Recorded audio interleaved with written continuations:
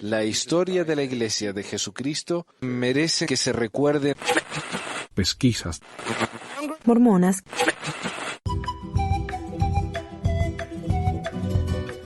Hola a todos, bienvenidos al episodio 383 de Pesquisas Mormonas. Hoy es el domingo 3 de marzo. Hoy quiero agradecer a Kemish por suscribirse al programa en Patreon y a Ana por siempre enviar su super chat, así como a Edu, Ricky y tanto más que en mi corazoncito ya son todos sacerdotes de Courier. Así que les ruego que usen su nuevo poder con mucho juicio y prudencia. Les recuerdo nuevamente que estamos armando un grupo de apoyo para víctimas de sacerdotes narcisistas, prepotentes de la iglesia, ya sean obispos, esposos o de cualquier tipo, y ya sea que el abuso sea físico, emocional, etc. Y de a poquito se va sumando la gente, así que ojalá que pronto ya lo podamos tener listo y andando. Y lo bueno de esto es que como es WhatsApp, las conversaciones son confidenciales, al menos mucho más que en Facebook, ¿sí? Así que diría, si ese es el miedo, yo diría, tal vez es un lugar un poco más seguro para meterse. Bueno, y hoy vamos a hablar acerca del diezmo, no del diezmo en general, sino de la pregunta específica que se encuentra en Malaquías. Y para eso tenemos al maestro David. Hola, David. Hola, buenas noches. Un gustazo tenerte con nosotros, David. También lo conocen por su historia que nos envió y que lo Gracias. publiqué hace un par de semanas. Así que gracias por estar con nosotros, David. Antes de Un empezar, gusto. yo quería muy brevemente mencionar esto de la escritura de la que vas a hablar. Esto viene de Malaquías 3:8 y dice, robará el Sí, hombre a Dios, pues vosotros me habéis robado. Y dijisteis, ¿en qué te hemos robado? En vuestros diezmos y ofrendas. Malditos sois con maldición, porque vosotros la nación toda me habéis robado.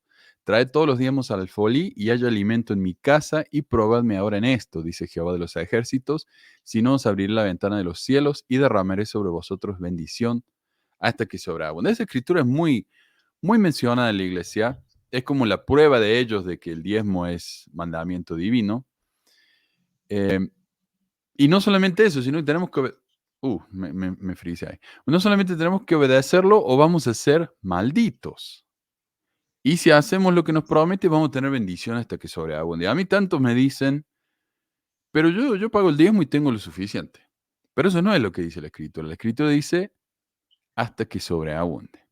Bueno, David aquí escribió un excelente ensayo mostrando que esa escritura no dice lo que los mormones alegan. Y si ustedes quisieran hacer lo mismo que hizo David y enviarme un tema que les interese, que podamos preparar juntos, me encantaría tenerlos con... Porque por ahí las ideas que se me ocurren a mí son limitadas. Así que si ustedes tienen un tema que realmente les guste, me encantaría escucharlos.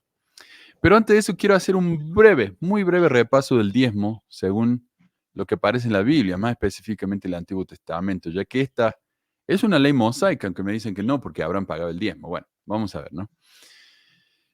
Según el Diccionario Histórico del Judaísmo de Norman Solomon, diezmo, dice, el sistema bíblico del diezmo interpretado por los sabios en relación con el ciclo del año sabático comprendía. Y sabático nos referimos que eran 7 años y el séptimo año era de descanso, no se pagaba el diezmo el séptimo año.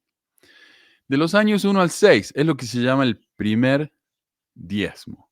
Y esta era la porción de la cosecha, y por ahí la porción de las vacas y las ovejas que uno tenía, el ganado y la cosecha, ¿no? No era de todo lo que uno tenía o ganaba. Este diezmo se llama el Maser Rishon, primer diezmo, para los levitas, quienes a su vez daban un diezmo de lo que recibían a los sacerdotes. En los años 1, 2, 4 y 5, este se llamaba el segundo diezmo, o Masher Sheni, perdón, y era para ser comido en Jerusalén por su dueño. Como estábamos hablando, después de que ya no se usaba el tabernáculo, sino que había un templo, la gente hacía peregrinaciones al templo y una vez que llegaban allí, ellos comían el diezmo. ¿Sí? Era como una especie de sacramento, me imagino yo. Y en los años 3 y 6, de esos 7 años, de ese ciclo, era un décimo de las cosechas, lo que se llama el Maser Oni, que era el diezmo de los pobres, para ser distribuido entre las viudas, huérfanos y extranjeros, dice. Y no se daba, como digo, diezmo en el año sabático porque el producto de la tierra tenía que estar disponible gratuitamente para todos, dice el diccionario este. Y agrega, estas leyes no eran aplicables fuera de la tierra de Israel y ciertos territorios adyacentes. O sea que esto era específicamente, según nos dicen los estudios judíos, para la gente judía en Israel. Entonces el diezmo se usaba para mantener los levitas, como ya vamos a hablar bien y nos va a explicar acá David, como parte de una ceremonia de peregrinaje y para ayudar a los pobres, ¿no? La definición del diezmo en el sitio de la iglesia es bastante diferente. Dice, en la Biblia leemos que el diezmo de Dios obedeció, que el pueblo de Dios obedeció la ley del diezmo en la antigüedad, por medio de los profetas modernos. Restauró esta ley nuevamente para bendecir a sus hijos, a fin de cumplir con este mandamiento. Los miembros de la iglesia dan una décima parte de sus ingresos al Señor a través de su iglesia. No 6 de 7 años, no, todos los años. Este fondo se emplea ¿para qué? Para edificar la iglesia y hacer avanzar la obra del Señor por todo el mundo. Eso no es lo que dice la Biblia acerca del sacerdocio. Pero bueno, Levítico 27 habla de las leyes dadas por Dios, entre ellas la del diezmo, y dice, y el diezmo de la tierra, así de la simiente de la tierra como del fruto de los árboles de Jehová, es cosa dedicada a Jehová. Y si alguno quisiere rescatar algo del diezmo, añadirá la quinta parte de su precio por ello. Y todo diezmo de vacas o de ovejas, de todo lo que pasa bajo la vara, el diezmo será consagrado a Jehová. No mirará si es bueno o malo, ni lo cambiará, y si lo cambiare tanto él como el que se dio en cambio, serán cosas sagradas, no podrán ser rescatados. Pero es el versículo 34, David, el que más me resulta revelado, porque dice, estos son los mandamientos de Jehová a Moisés para los hijos de Israel en el monte de Sinaí. O sea, esto era la ley mosaica, nos dice Exacto. acá. Pero los mormones dicen, no es la ley mosaica porque Abraham daba el diezmo. Y yo, por lo que entiendo, por lo que he estado leyendo, muchas veces el diezmo, antes de la ley mosaica, se consideraba un impuesto. Exacto. Y Melquisedec era un rey. Entonces, cuando Abraham le da su diezmo a Melquisedec, tal vez estaba pagando los impuestos, porque eran impuestos de las cosas de la guerra que él habían sacado, ¿no? De los enemigos. Así que me parece que tal vez hay un poco de interpretación correcta ahí. ¿Y qué dice? Bueno, cuando Jesús viene, entonces, como vas a explicar bien, vino a cumplir la ley. Todas las otras leyes fueron abolidas. ¿Por qué entonces seguimos pagando el diezmo? Las únicas escrituras en el Nuevo Testamento que mencionan el diezmo es combinado con una condenación. Fíjate, Mateo 23 dice, hay de vosotros, escribas y fariseos hipócritas, porque diezmáis la menta y el eneldo y el comino, y dejáis lo más importante de la ley, la justicia, la misericordia y la fe. Esto era necesario hacer, sin dejar de hacer aquello. O sea, él está diciendo a los fariseos que el diezmar era necesario para ellos. Pero de nuevo, ¿quién tiene que diezmar? ¿Todo el mundo? No, los fariseos porque estaban viviendo la ley de Moisés. Y de hecho, esta escritura se repite en Lucas 11 y lo deja mucho más claro. Dice, más hay de vosotros, fariseos, que diezmáis la menta y la ruda y toda hortaliza y pasáis por alto la justicia y el amor de Dios. Eso os era necesario hacer sin dejar aquello. O sea, esto era requisito para los fariseos, no para los seguidores de Cristo. Así que bueno, esa fue una muy breve introducción acerca del diezmo. Y te paso el tiempo, David, para que nos compartas esta presentación que hiciste. Y yo, si tengo preguntas o aclaraciones, voy a ir agregándolas. Bueno, gracias Manuel. Muchas gracias. Bueno, esta es una variedad de las clases de diezmo que hubieron en la antigüedad. El diezmo no surge con el nacimiento o con la apertura de Jesucristo o en el Evangelio de Jesucristo. Prácticamente fue una vida del pueblo hebreo cuando salió de Egipto. Hay un pacto que hace Jehová, sabemos que es Jesucristo, con Abraham. El primer pacto que se llama el pacto de la circuncisión. Luego el pueblo hebreo comienza a estar bajo el yugo de Egipto durante 400 años. donde se forma un nivel inconsciente colectivo del yugo y ver la practicidad que tenían los egipcios en cuanto a la forma de adoración, cosa que no la tenían, solamente podían orar. Estaban acostumbrados a vivir en esa índole. Mencionaste a Abraham. A Abraham cuando da el diezmo porque está viviendo y usando los pastizales y todo el terreno de un reino que es el reino de Abimelech.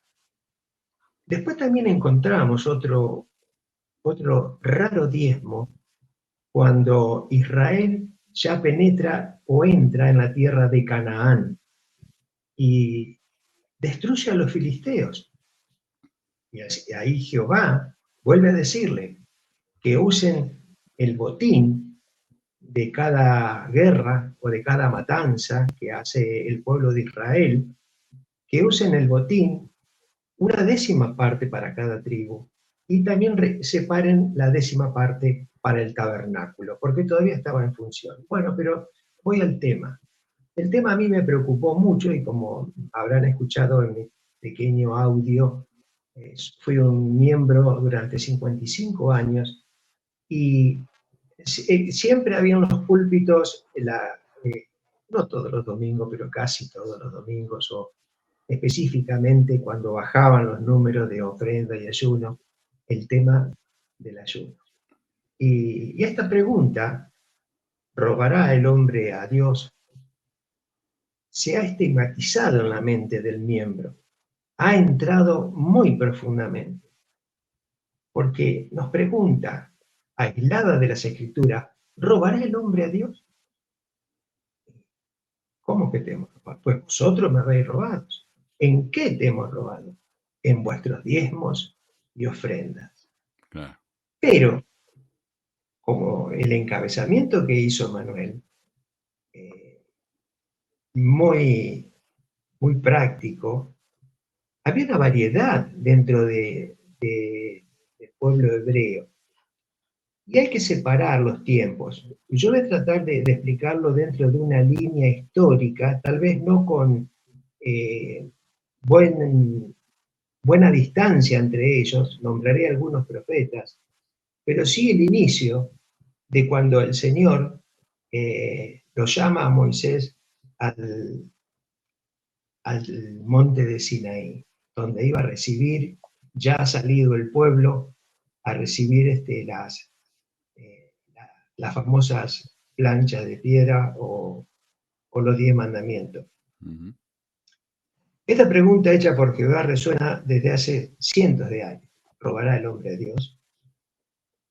Es una frase que está usada por distintas iglesias, no solamente por la Iglesia Sur. Es un mandato, lo han tomado como un mandato divino, que los miembros, los creyentes, deben pagar el diezmo. Y quiero aclarar que todos aquellos que están en la Iglesia Sur, respeto su decisión de seguir creyendo y de seguir obrando bajo esta ley, como le explicó Manuel, que es un mandamiento divino. Ahora, y si nos detenemos en esa pregunta, ¿robará el hombre a Dios? Dice, probadme ahora en esto. Yo cuando me comencé a preguntar, vi que el mandamiento tenía una respuesta directa de bendición. O sea, pago el diezmo, recibo bendiciones, abundantes bendiciones, no solamente para vivir y comer o protección como hay definiciones de la iglesia. Era abundante, se abrirán las ventanas de los cielos. Quiero decirle mi experiencia, que años pagué los diezmos. Eran los años más tétricos. No tenía trabajo. Y yo le preguntaba a veces a los líderes, ¿por qué no tengo bendiciones? Y me decían, te falta fe, David. Es la clásica respuesta, te falta fe. Pero me di cuenta que le faltaban conocimientos a los líderes. Hay una definición que dice la Iglesia en un manual. La pobreza existe y existirá entre los santos de los últimos días, por lo menos hasta que obedezcan la ley del diezmo. En verdad creo que si los santos de los últimos días cumplen con esta ley, podremos proclamar nuestra liberación del mal que pudiera sobrevenirnos. Acá nos está diciendo la Iglesia que nosotros vamos a estar protegidos, que podemos reclamar al Señor por cumplir. Y sigue diciendo, esta es una ley que se ha revelado. ¿Dónde está la ley revelada? ¿En el Nuevo Testamento? Porque en Doctrina sin Convenio, he buscado, hay 5 o 6 referencias sobre el diezmo, donde dice, y el que no cumpliere con los mandamientos será quemado, etcétera, etcétera, etcétera. No hay una ley específica que diga, el profeta José Miguel en el año tal, día tal, recibió esta revelación. No hay una ley específica. Entonces lo que está diciendo acá la Iglesia, esta es una ley que se ha revelado, no la encuentro, especialmente para nuestra protección y seguridad, así como para nuestro progreso en la senda de la rectitud. Ahora van a ver qué lejos están estas definiciones cuando entremos a hablar sobre la función del diezmo primeramente en el tabernáculo y luego en los templos. La santidad, una ley mediante la cual la tierra sobre la que moramos pueda llegar a santificarse, una ley mediante la cual pueda edificarse y establecerse Sión para que nunca más el hombre inicuo e impío la derribe ni la quite en su lugar. Es una definición que da la Iglesia con respecto a la aplicación que si los miembros viven, esto se va a cumplir. Sí. Así ven los líderes de la Iglesia la ley de los diezmos. Una ley que si cumple, tiene lo que entiendo, promesas directas, pero no es así. Voy a tratar de explicar que el diezmo como tal ha sido una herencia solo para una tribu de Israel, los levitas. Pero, ¿cuándo y cómo se da esa ley de diezmo al pueblo de Israel, a la tribu de Jacob, al pueblo elegido de Jehová? ¿Cuándo Jehová encomienda a Israel cumplir con esto? Tenemos un pequeño esbozo histórico escrito en la Biblia, el Pentateuco o el Torá para los judíos, en Números 1, 2, 47, 53, dice, y habló Jehová a Moisés en el desierto de Sinaí, en el tabernáculo de reunión, ya se había creado el tabernáculo, en los días primeros del mes segundo, en el segundo año, lo que explicaba Manuel muy bien de la variedad que había, de su salida de la tierra de Egipto, diciendo, haced un censo de toda la congregación de los hijos de Israel, por sus familias, por las casas de sus padres, con la cuenta de los nombres por cabezas, todos los varones, uno por uno. Cabe recordar que solo los varones son contados. ¿Será porque sí, y ni siquiera son los sacerdotes, simplemente los varones? Bueno, los que eran nombrados sacerdotes luego, el sacerdocio no venía por imposición de mano, venía por nombramiento del padre. El hijo heredaba el puesto de sacerdote porque el padre había sido sacerdote, no porque Jehová lo había apartado. Jehová apartó a Aarón y a los levitas. Esa descendencia fue adquiriendo luego el sacerdocio levítico, muy famoso cuando el Señor, bueno, ya me estoy diciendo un poquito, pero vale la pena, cuando el Señor hace clavar las 12 varas alrededor, frente al atrio, en la entrada del tabernáculo, por la desobediencia del pueblo de Israel, habían muerto 2 de los hijos de Aarón por haber hecho incienso falso o corrupto, no estaba asignado, Y el Señor, para que se respete el nombramiento de cada uno de ellos, dice, bueno, que cada tribu ponga su rama en frente de la entrada del atrio al tabernáculo. Mañana, la que florezca será la que va a estar adelante del trabajo que se hacía dentro del templo. Ujú. Y Jehová le hace una aclaración. Como ya Leví había sido apartado y Aarón era el sumo sacerdote, le dice a Aarón Jehová, escribe el nombre de Leví en esa rama. Y Aarón lo hace. Al otro día, todas estaban secas, menos la rama que decía Leví. Claro. Ya el Señor había asignado, estipulado y manifestado su voluntad de que quienes harían el servicio dentro del tabernáculo eran los levitas. Claro. Dice después más adelante, pero sí. Claro, no era al azar. Pero eso es mucho también de las tradiciones de esa época en la que tiraban huesos, era la versión de ellos de los dados, ¿no? O cosas así, lo que saliera era la voluntad de Dios. Entonces acá tenemos ese ejemplo, ¿no? De que la voluntad de Claro, Dios porque sacó. se había hecho una rebelión. ¿Por qué? Acá está también un poquito de... Me adelanto unos pasos. Los hebreos nunca habían visto el poder de Dios, a menos cuando fue la manifestación de las plagas en Egipto, que Moisés, se manifestaba en Moisés el poder de Jehová.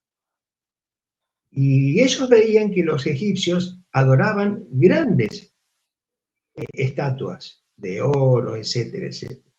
Ellos no sabían cómo era el don y el poder de Dios y la manifestación de Jehová. Entonces hacen esa rebelión, se forma una rebelión de desobediencia, porque dice, ¿dónde está Jehová que nos sacó de Egipto? Las primeras necesidades de los hebreos eran básicas: alimento, protección, enfermedad, frío. Se sentían solos, tenían miedo. Entonces se quejaban porque decían, si estábamos en Egipto tan bien y ahora nos saca al desierto a sufrir, ¿dónde está Dios? Pero no me voy a adelantar a ese punto. Dice, pero a los levitas no fueron contados entre los que según las tribus de sus padres, porque habló Jehová a Moisés diciendo, solamente contarás a la tribu de Leví, ni tomará la cuenta de ello entre los hijos de Israel, sino que tú pondrás a los levitas en el tabernáculo del testimonio, y sobre todo sus utensilios y todas sus cosas que le pertenecen. Ellos llevarán el tabernáculo, y todos los utensilios servirán y acamparán alrededor del tabernáculo. Y cuando haya que trasladar, sigue diciendo en el número, el tabernáculo, los levitas lo desarmarán. No había otra tribu. Claro. Y cuando haya que armar el tabernáculo, que los levitas lo armaron, y el extraño que se acerque morirá. Y los hijos de Israel acamparán cada uno en su campamento y cada uno a su bandera y a sus ejércitos. Pero los levitas acamparán alrededor del tabernáculo del testimonio, y así no habrá ira sobre la congregación de los hijos de Israel. Y los levitas tendrán la guarda del templo de reunión. ¿Qué destaco? La organización de las 12 tribus hechas por Jehová, de cómo estar en el lugar de vivienda, lugar y cabezas de tribu con su correspondiente estandarte, alrededor del terreno del tabernáculo ambulante, exceptuando la tribu de Leví, que estaba asignada a entrar dentro de los límites del tabernáculo. Aquí se realiza específicamente la labor de los obreros para el traslado del tabernáculo, que recae en la tribu de Leví, pero a su vez los levitas son censados también, siendo unos 22.000 varones de cabeza de familia. Esa referencia en Números 3:39. Claro. Ahora, sí. Entonces, el punto ahí es que solamente los levitas pueden tocar el tabernáculo. El resto tiene que estar alrededor, pero no tocar. Exacto. Algo así, ok. Hay una ley que no la estudié mucho, pero se podría pagar medio ciclo para que pudieran hacer ofrendas. No solamente se hacían sacrificios, expiación, se hacían ofrendas, se hacían incienso, libaciones, pero no podían entrar al lugar santo. Ujú. Y se puso el medio ciclo como un costo para todos iguales, porque cada tribu tenía su potencial de riqueza, no todos eran iguales. Cada uno tenía más o menos vacas, becerros, etcétera, etcétera. Pero pertenecían al pueblo de Israel. Y el Señor encomió a Moisés a que hiciera todas las leyes de convivencia. Encontramos en Levíticos cientos de leyes de acercamiento, de alejamiento, de familiaridad, de muchas cosas. Todo eso que no se hiciera era una transgresión o un error que el Señor demandaba que se debía pagar con un sacrificio, con un holocausto, o con una libación, o con una ofrenda de incienso que estaba en el lugar santo. Pero eso lo hacían los sacerdotes de Aarón. Los levitas trabajaban en lo que sería el patio, el atrio le dicen, que donde estaba la fuente lagar, donde se mataba el animal, se usaba la sangre, se colocaban los cuernos, una vez al año se tomaba la sangre del becerro primogénito, que era llevado, se juntaba esa sangre y ahí recién Aarón entraba al lugar altísimo, que estaba detrás del velo, y salpicaba 7 veces el arca de pacto. Y ahí servía de expiación de todos los pecados del pueblo. Eso se hacía una vez al año. Eso es lo que iba a preguntar, o sea que ese sacrificio era específicamente para el perdón de pecados.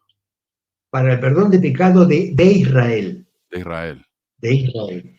Después cada uno, según el pecado que cometiere, que lo preparaban y lo hacían, porque no nos vamos a detener en qué clase de pecado, pero lo preparaban los levitas.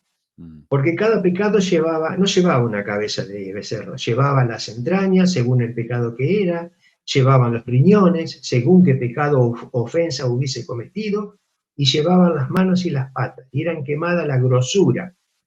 Yo me río un poco porque el Señor parece que le gustaba el asado, porque quería siempre ese aroma. Es cierto, él quería ese aroma, pero también le encantaba. Por eso los fariseos que vos mencionaste, cuando ofrendan la menta y el incienso, eso es falso. No, es falso el acto, pero eso se hacía en el tiempo del tabernáculo, en el tiempo del templo, cuando se hacía correctamente. Pero vamos a ver después cómo se va desfigurando toda esta tradición o esta ley, este mandamiento que todavía no llegue. Y esas son hierbas aromáticas, me imagino que sería para esconder un poco el olor de la sangre y de toda esa carnicería que se hacía. Aunque debe haber olido bien. Era una parte, estaba afuera, pero dice que agradaba a Jehová ese aroma, como también agradaba la grosura, o sea, la grasa quemada. Luego también había otro trabajo de los levitas, sacar del lagar la ceniza, los huesos, y sacarlo fuera del campamento, como ya algo que había sido usado y no se podía utilizar. Ahora, la pregunta era, aunque ya hablamos un poquito de esto, ¿por qué se construye un tabernáculo? Claro. El hecho es el siguiente. El pueblo hebreo estuvo bajo dominio, como expliqué hace un ratito,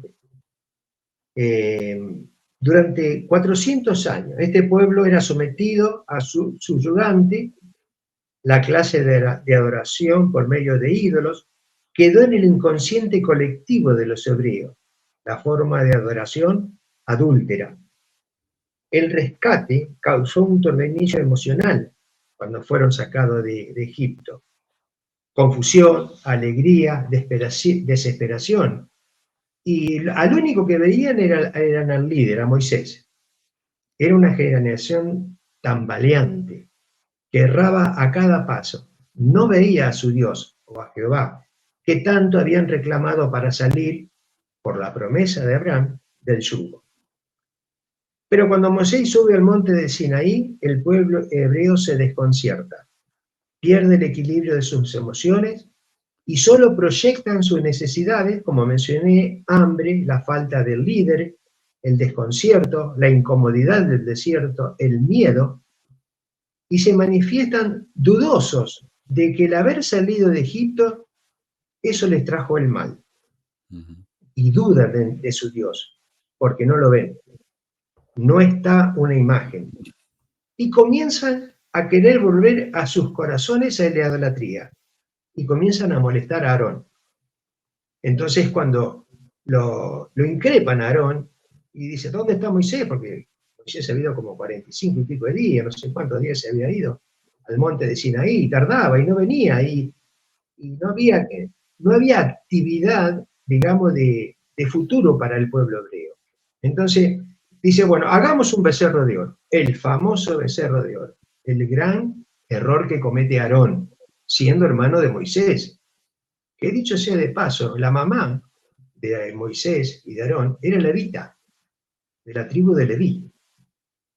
Pero Aarón, compungido, sin saber qué hacer, manda a pedir todo, el oro, manda a pedir las alhajas, y construye un ídolo de oro, un becerro. Al descender Moisés, ve el mal que hizo el pueblo hebreo. Cae en la idolatría. Hay una parte que yo obvié cuando Jehová se enoja. Dice, se despierta su ira y quiere destruir al pueblo hebreo. Porque dice, tanto que me preocupé, tanto que hice por cuidarlo y por sacarlos todos juntos por medio del poder de Moisés y traerlo del desierto, él los quiere destruir. Pero Moisés intercede. Dice, no, Jehová, a ver, lo voy a leer. Jehová quiere destruir al pueblo que se había entregado su propia perdición, dejando de lado la adoración y el seguimiento a Jehová. Moisés habla con Jehová para que no lo destruya y logra que Jehová se arrepienta de ese deseo de exterminio y para subsanar lo malo busca expiar el pecado del pueblo. Y dice, entonces Moisés intercede y pregunta, ¿quién está por Jehová? Eso lo pueden encontrar en Éxodo 32, 26 al 29.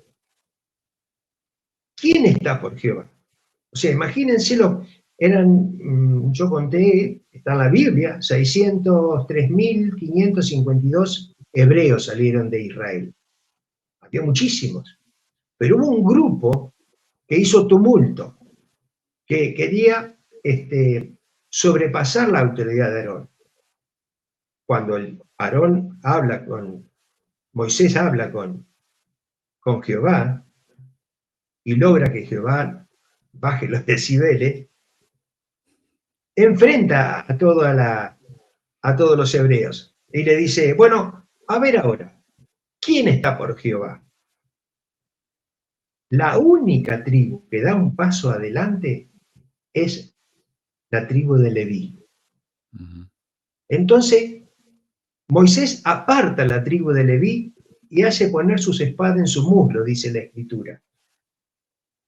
Y manda a matar a aquellos, no sé si entran en nuestros tiempos esta acción divina, digamos, manda a matar a todos aquellos tumultuosos que trataron de tergiversar lo que estaba por hacer Dios con la ley de los 10 mandamientos.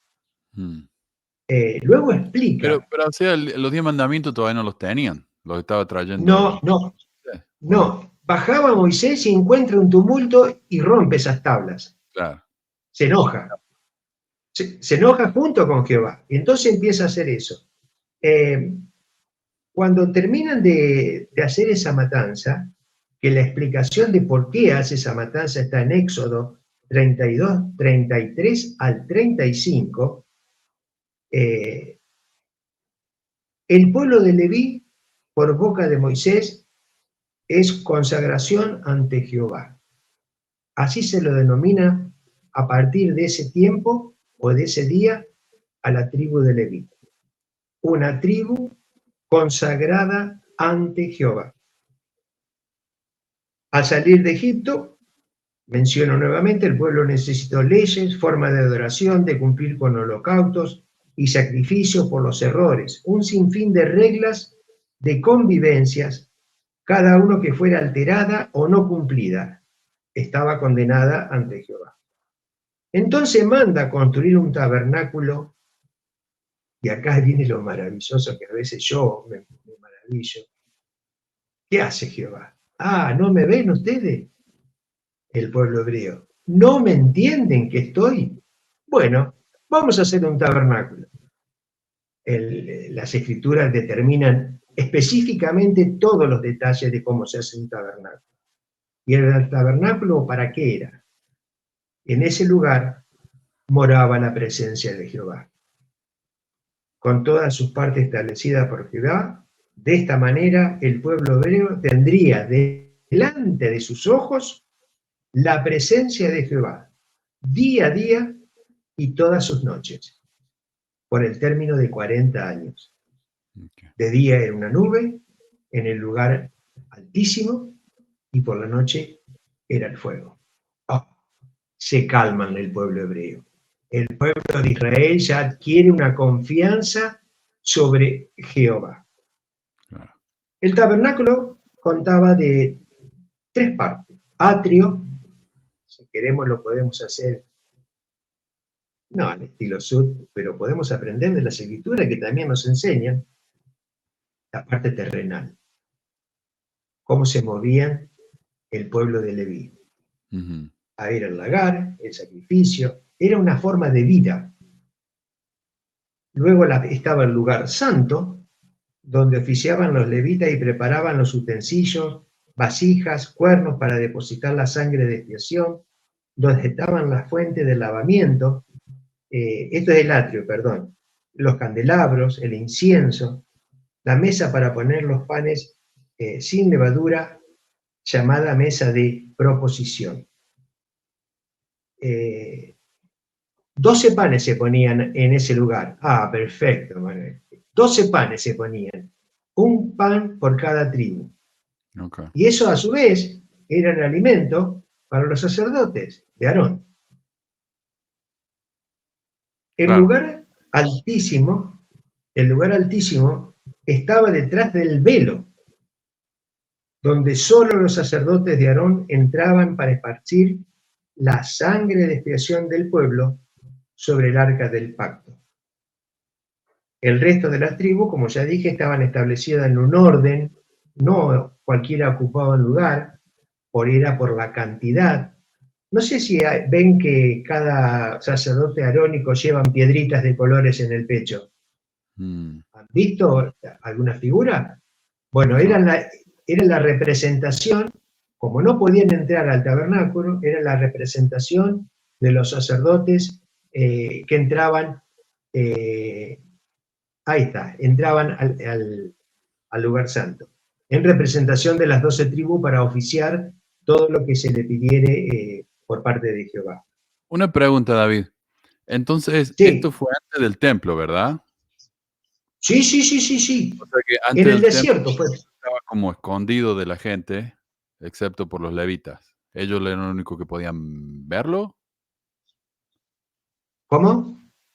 O sea, la pregunta es, porque yo siempre pensé que como el tabernáculo era portátil, lo ponían ahí en el medio y todo el mundo lo podía ver, pero parece que no era así, sino que había una cortina que solo los levitas podían cruzar.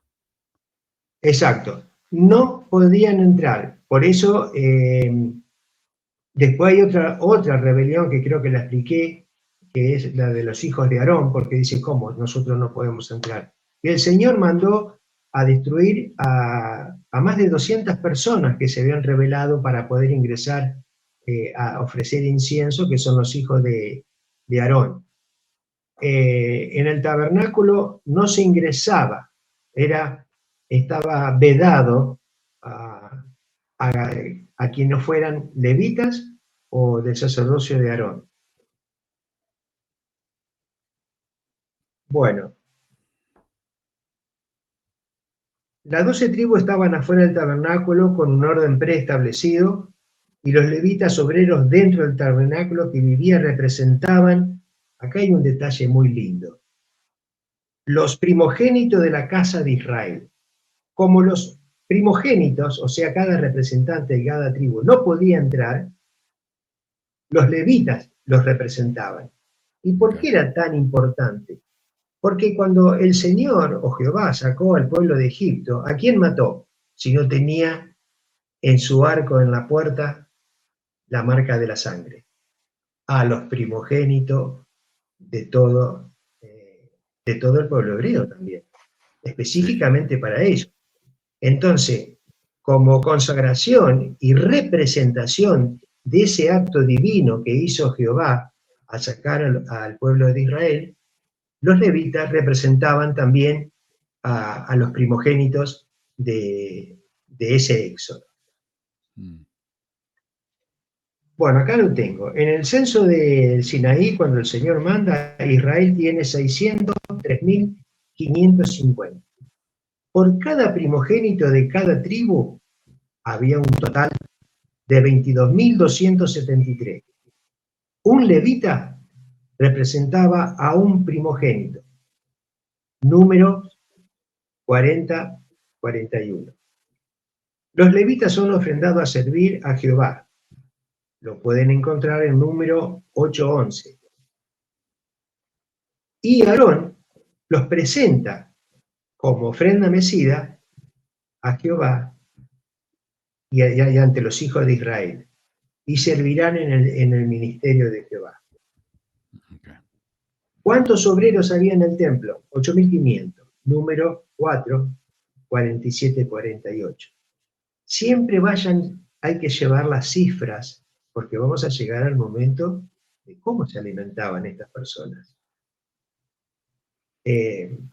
Claro, muchísima gente, más de 500.000 de personas. Una locura, ¿no? Claro. Y manejar Una locura, tanto. pero Era cuando fueron al desierto que tenían grupos de 12 que controlaban a 12 más y así, porque controlar a sí, medio no se puede. no se pueden, eran muchos, pero lo que quiero que se retenga es el número que trabajaban en el tabernáculo. 8.500 sacerdotes. Claro. Ahora, voy a hacer una comparación con el Nuevo Testamento, que es la expiación y el nuevo pacto. Estamos hablando de un pacto que hizo con la circuncisión Abraham, ¿cierto? Pero en Mateo 26, 29 y 28, dice, porque esto es mi sangre del nuevo convenio, que por mucho es derramada. Fíjense si habremos escuchado esta escritura. Para remisión de los pecados, os digo que desde ahora no beberé más de ese fruto de la vid hasta el día que cuando lo beba de nuevo con vosotros en el reino de mi Padre. Jesús está hablando en la última cena, está diciendo a los apóstoles, ahora comienza un nuevo convenio. Y no voy a volver a hacer en representación de la expiación que él hizo, porque este es mi cuerpo y esta es mi sangre, dijo él, no lo volveré a hacer hasta la segunda venida. Dice, con vosotros, o sea, con los primeros apóstoles, en el reino de mi Padre. O sea, en el lugar altísimo. Claro. Refiriéndolo siempre como metáfora o comparación, a analogía con el tabernáculo o el templo. Pacto de sangre, que era lo que había en el Antiguo Testamento. Jeremías 31, 34. He aquí que vienen los días, dice Jehová, en los cuales haré un nuevo convenio Está dando una profecía. Con la casa de Israel y con la casa de Judá. Muy bien dijiste vos, Manuel, voy deteniéndome mientras leo. En el tiempo del Señor, lo único que estaba en el templo era la casa de Judá. Por eso estaban los fariseos y quienes administraban eran los saduceos. Ya se había dividido Israel al norte con Efraín y quedaba Judá. Entonces el Señor está diciendo, voy a hacer un nuevo convenio con la casa de Israel, aunque no esté presente, y con la casa de Judá. No como el convenio que hice con sus padres en los días que los tomé de la mano para sacarlos de la tierra de Egipto. ¿Se entiende? Es hermoso, porque está diciendo, y en el Nuevo Testamento Jesucristo, está repitiendo, mejor dicho Jeremías, está dando una profecía de lo que iba a acontecer, de lo que iba a pasar. Dice, porque los tomé para sacarlos de la tierra de Egipto, porque ellos, el antiguo Israel, invalidaron mi convenio, aunque fui yo un marido para ellos, dice Jehová. O sea, fui benévolo, mas este es el convenio que haré con la casa de Israel después de aquellos días.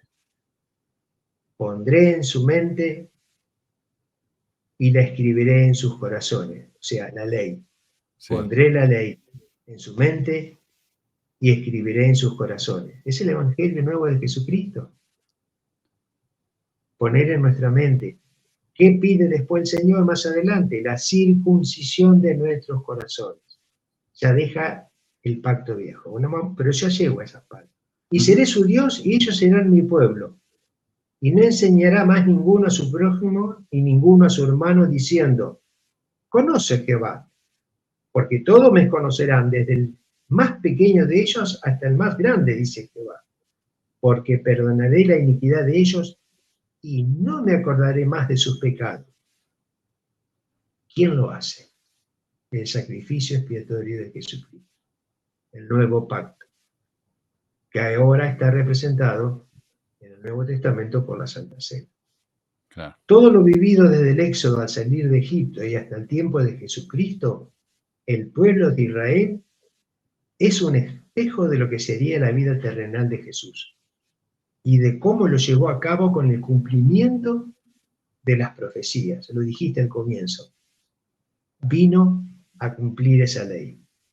Levítico 16:15. Esta es tan antigua y tan actual. Después degollará el macho cabrío de la ofrenda por el pecado, que es por el pueblo. Yo diría por la humanidad. Y la llevará la sangre detrás del velo, y hará con la sangre como hizo con la sangre del becerro, antiguamente en el tabernáculo y en el templo, y la esparcirá sobre el propiciatorio y delante del propiciatorio. Okay. Y Mateo 27, 51 dice, he aquí, el velo, cuando muere Jesús, se rasgó en dos, de arriba abajo. La tierra tembló y las rocas se partieron. Ese rompimiento del velo es la división del pacto antiguo y el comienzo del nuevo pacto. Okay. Ya no se necesitaba más tabernáculos ni templos para expiación de sangre. Le había hecho el Salvador en el Gólgota. Este sacrificio de Jesús, mientras estaba en el lugar santo, que representaba el tiempo terrenal, y al derramar su sangre de expiación, él tenía que llevar su ofrenda al lugar altísimo, al lugar del Padre Celestial. Ahora, ¿cómo podemos saber nosotros si eso ocurrió o no ocurrió? En Juan 20:17 dice, Jesús le dijo, María Magdalena, no me toques, porque aún no he subido a mi Padre. Pero ve a mis hermanos y dile, subo a mi Padre y a vuestro Padre, a mi Dios y a vuestro Dios. Está reconociendo el gran poder de su Padre. Entonces ahí está el sacrificio, que el sacrificio tiene que llegar al Altísimo. Entonces Jesús Él como lo lleva, mira, acá. Él lo lleva. Entonces el lugar más santo y altísimo es el reino del Padre, donde ofrenda la expiación como culmine de la obra que se le encomendó para todos los hijos de su creación. Claro. Ahora, esto a mí me maravilla, yo no sé, soy muy emotivo, muy emocionado. Las Escrituras, está todo en las Escrituras. Vamos a volver un poquito al tiempo del tabernáculo. En el mismo libro de Números, Jehová asigna la heredad de tierras a cada tribu. ¿Se acuerdan cuando mandan los 12 espías? Eligen 12 espías para ir a ver la tierra prometida, que era Canaán. Uh-huh. Y algunos se asustan y dicen, no, porque hay gigantes, hay personas grandes, nos queremos volver. Bueno, hay una serie de historias, pero cada tribu recibe su tierra en Canaán. Eso lo podemos encontrar en todas las Biblias antiguas, en la página de atrás, los mapitas, donde cada tierra, cada hijo de cada tribu tuvo su lugar. En la actual Jerusalén está Judá, es lo que más retengo, y abajo la tribu de Benjamín. Y después se siguen hasta el norte, digamos casi de Asiria, toda la distribución de las 12 tribus. La tierra de la heredad. Cada tribu recibió su tierra en Canaán. Sin embargo, la tribu de Leví no obtuvo heredad territorial por su designación en el tabernáculo, lo que luego siguió en el templo de Jerusalén. O sea, estaban condenados. Leví estaba jugado. Eran ofrendas para Dios y tenían que hacer todo el trabajo.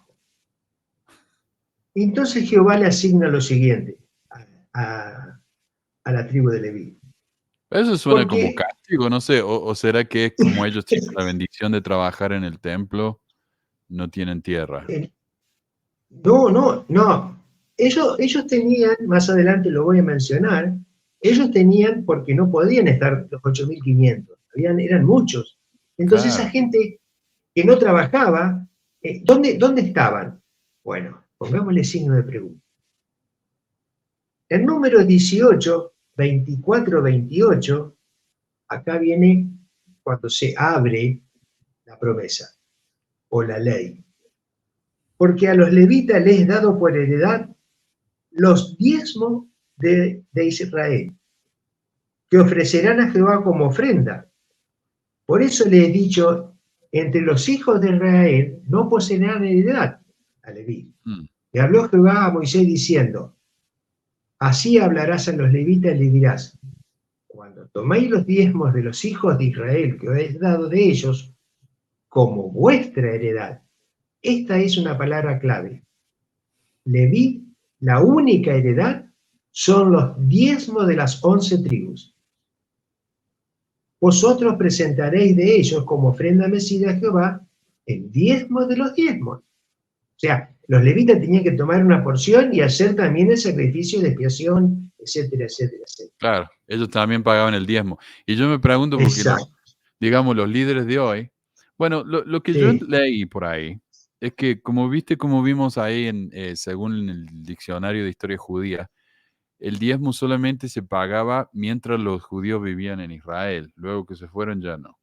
Pero luego los apóstoles dicen que vivían de las donaciones de la gente, o sea, como sería como el diezmo.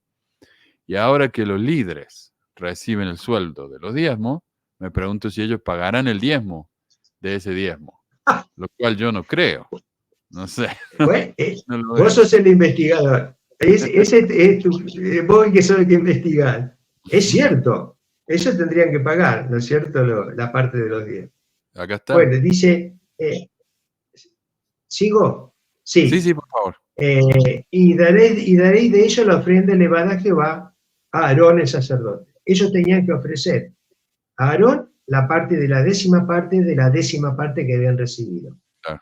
Es importante retener estas escrituras porque habrá consecuencias importantes tanto si se cumple o ante la falta de la continuidad, y aun cuando Israel estuvo en sus 2 exilios, debió continuar con esa ley que fue puesta por Jehová a perpetuidad por los levitas. En Deuteronomio 14, 22, 29, dice: indefectiblemente diezmará todo producto de la semilla que rinda tu campo cada año, y comerás delante de Jehová tu Dios en el lugar que él escoja para habitar allí su nombre, el diezmo de tu grano, de tu vino, de tu aceite, y las primicias de tu ganado y tu rebaño, para que aprendas a temer a Jehová, tu Dios, todos los días. Y si el camino es largo, que tú no puedes llevar por él, por estar lejos de ti, lugar que Jehová tu Dios haya escogido para poner en él su nombre, cuando Jehová tu Dios te haya bendecido, entonces lo venderás. O sea, vender todos los productos que ellos tenían. Y darás el dinero por todo lo que tu alma apetezca. O sea, si llega a esa ciudad, ahí ya estamos hablando del templo en Jerusalén.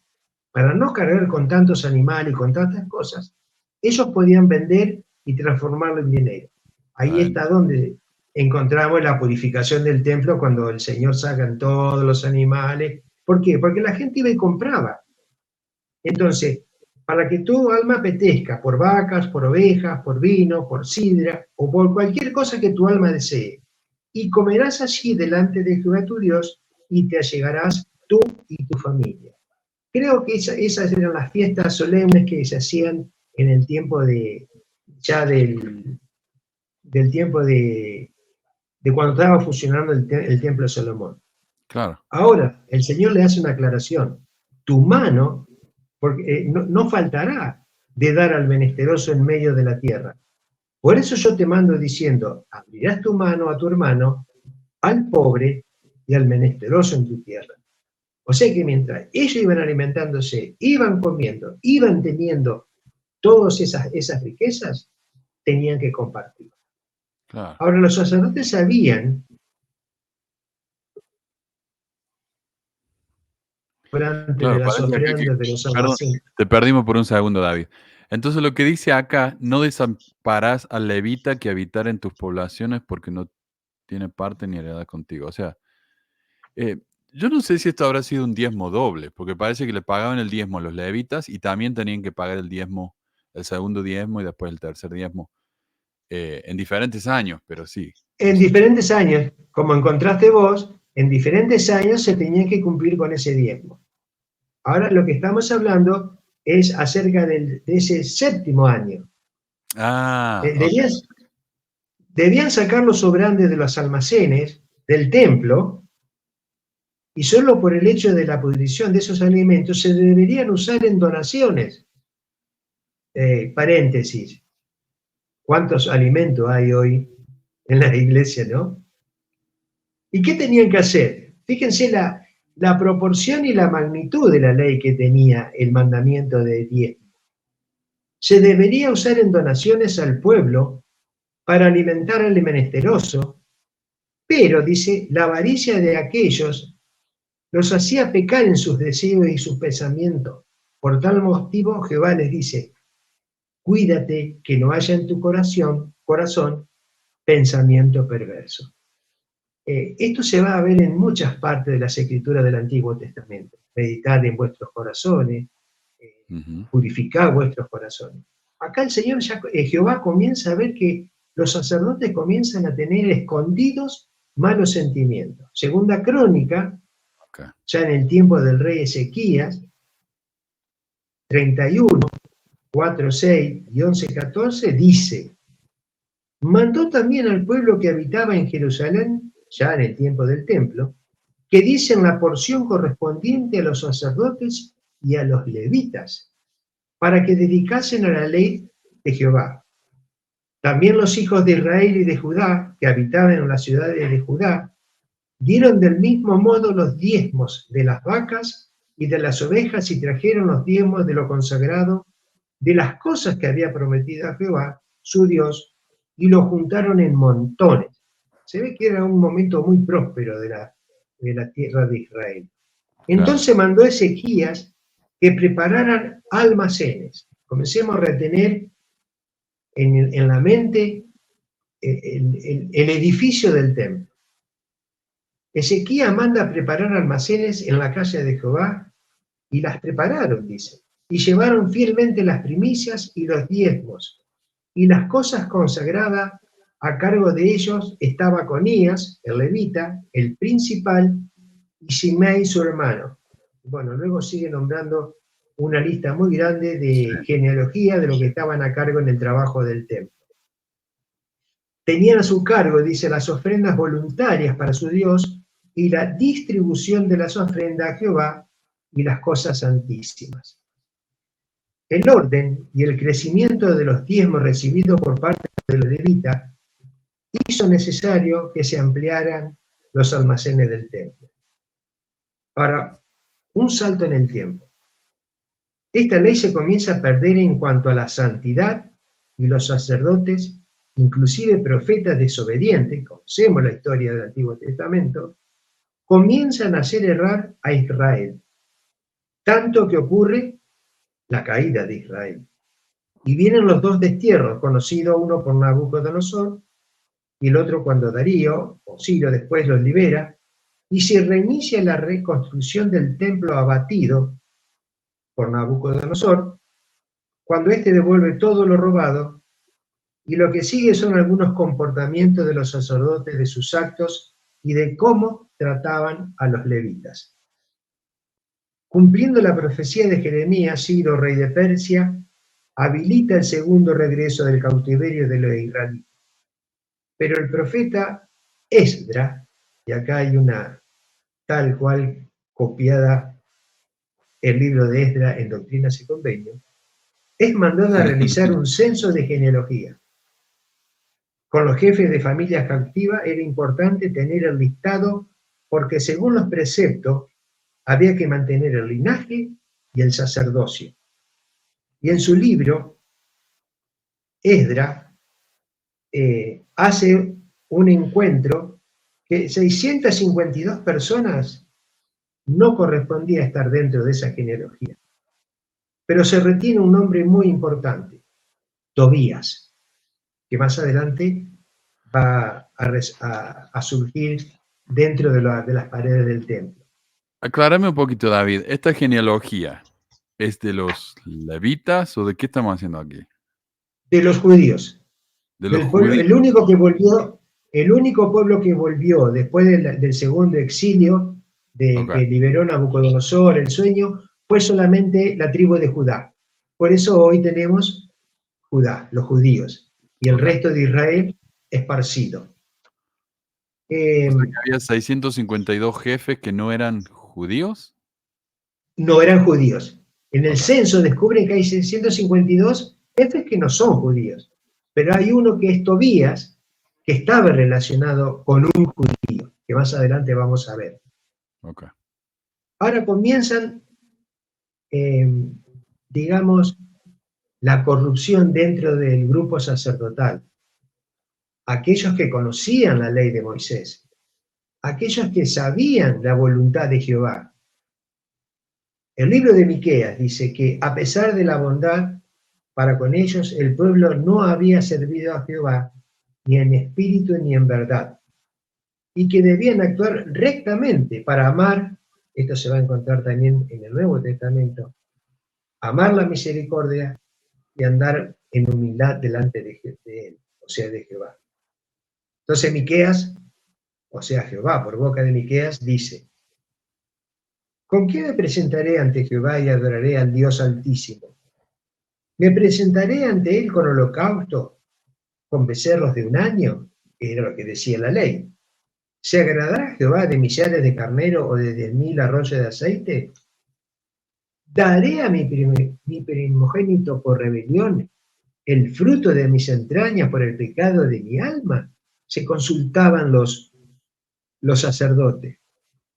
Entonces Miqueas dice: oh hombre, él te ha declarado lo que es bueno, y lo que pide Jehová de ti, o sea, de los sacerdotes, solamente es hacer justicia y amar la misericordia y humillarte para andar con tu Dios y la voz de Jehová clama la ciudad, y sabio es temer tu nombre, oíd la vara a quien la establece.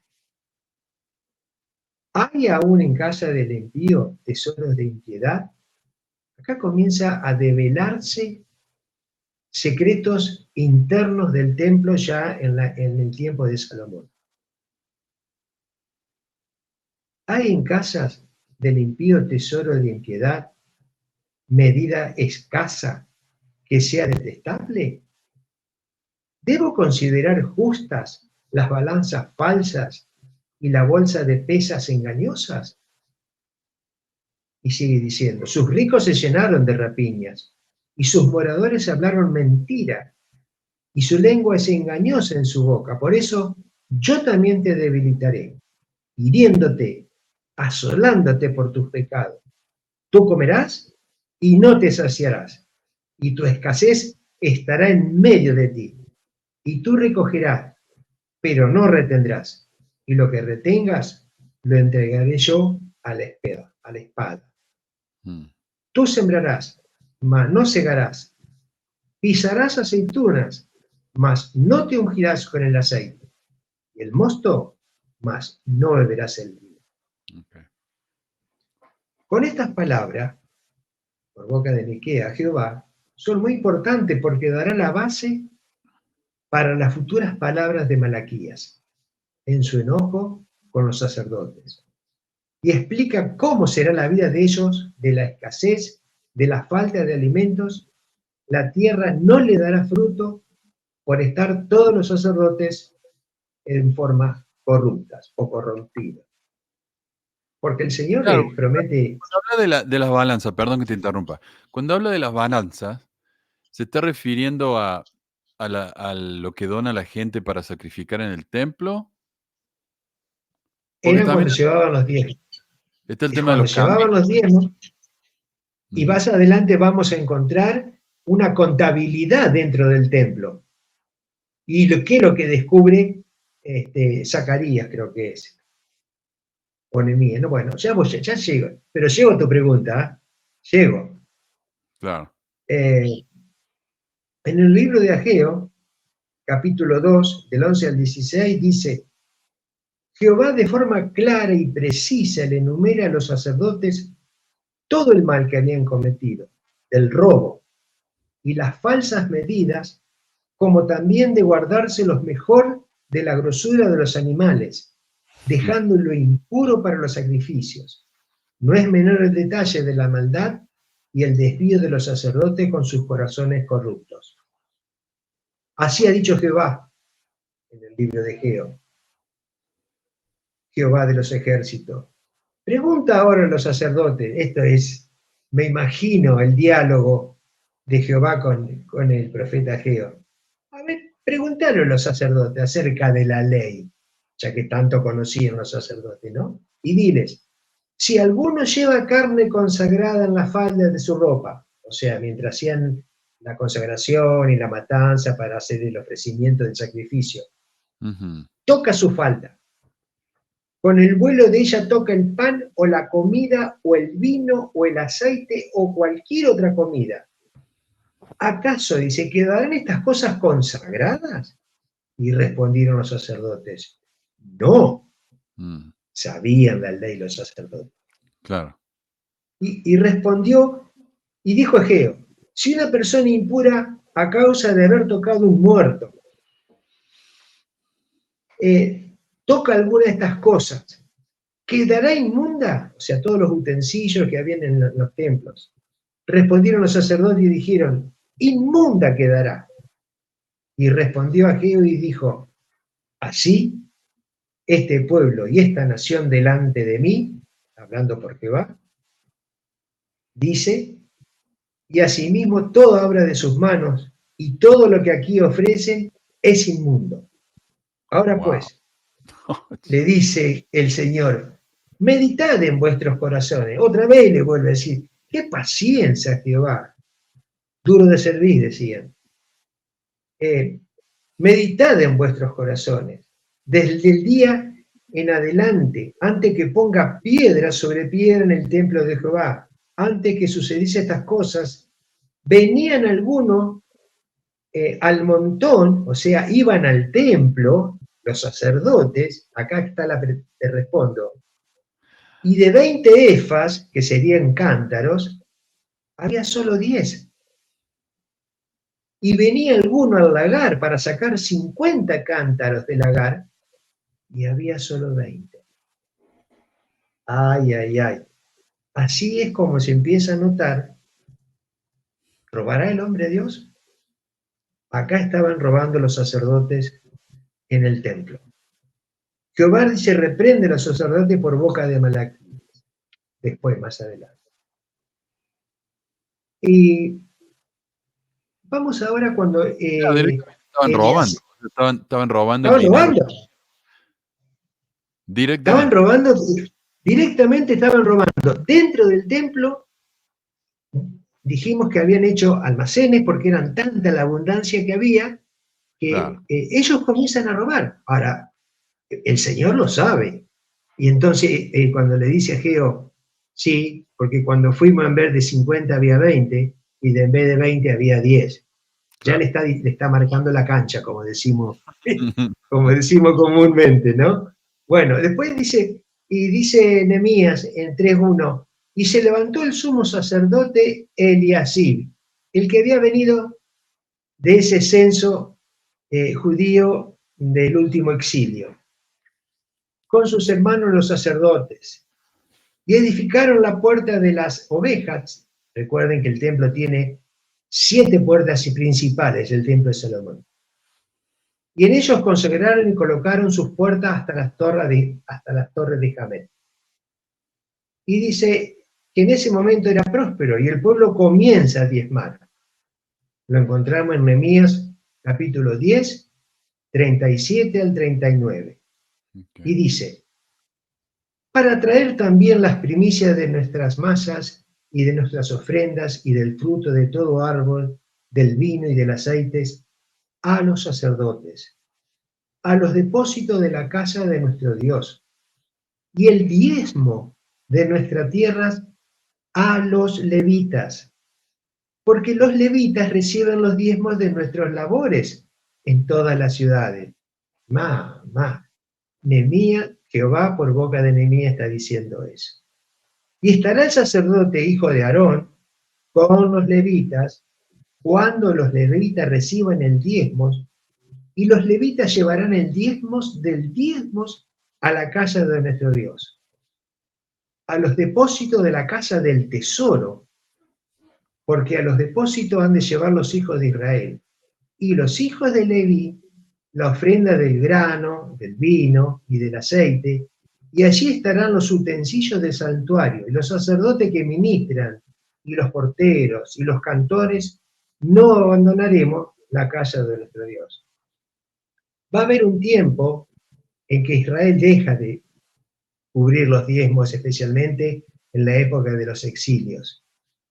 Y se encuentran sin alimento los cantores, los porteros y los levitas, y tienen que huir del templo por hambre.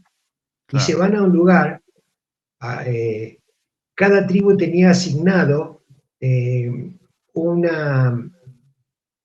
el Señor le había dicho que para los levitas que habitaban fuera del tabernáculo tenía que darle un lugar que se llamaba ejido. En la escritura se menciona. Ejido era un lugar alrededor de la ciudad de cada tribu, que solamente eran para que los levitas pudieran tener, mientras no estaban en el templo, lugar para descansar y dormir, no producir, no trabajar tierra. Eso es un ejido. Un ejido es un lugar solamente para habitar, no para producir, hacer un trabajo agrícola o de pastanza. Claro. Ahora comienza el mal. Los ladrones sacerdotes dentro del templo, pero aún en la abundancia, en la gran abundancia que había, el mal corroe el corazón del hombre. El ladrón fluye y destruye lo santo. Había mencionado un tal Tobía que estaba fuera de la genealogía del sacerdocio, pero estaba vinculado con Eliasib. Y se comienza a develar a los ladrones, los que robaban en el templo. los que medían con falsas pesas el trigo y malversaban las medidas de aceites consagrados al templo, y descubren las atrocidades de Tobías, llevando la culpa también el sumo sacerdote Eliasib. El mayor ladrón era un no judío, pero estaba vinculado con Eliasib. Cuando el profeta descubre estas cosas, bueno, dice las Escrituras, había falsos almacenes. Nehemías 13, 4, 12 al 29, dice: y antes de esto el sacerdote Eliasib, siendo encargado de la cámara de la casa de nuestro Dios, se había aliado con Tobías, y le habían hecho una gran habitación secreta, donde guardaban ante las ofrendas y el incienso, y los utensilios, y el diezmo del grano del vino de aceite, que se había mandado dar a los levitas, a los cantores, y a los porteros, y a las ofrendas de los sacerdotes. O sea, no le pasaban lo que le correspondía por heredad a Leví. Pero durante todo este tiempo, dice Nehemías, yo no estaba en Jerusalén, porque en el año 32 de Atarjer, rey de Babilonia, fui ante el rey y después de unos días obtuve permiso del rey. Cuando llegué a Jerusalén, entendí el mal que había hecho Eliasib en atención a Tobías, haciendo para él habitación en el atrio de la casa de Dios, y me disgustó de gran manera, y arrojé todos los enseres de la casa, porque estaban impuros, y Tobías fue fuera de la casa de Tobías, Okay. y mandé que limpiasen la habitación e hice volver los utensilios, bueno, otra vez purificados.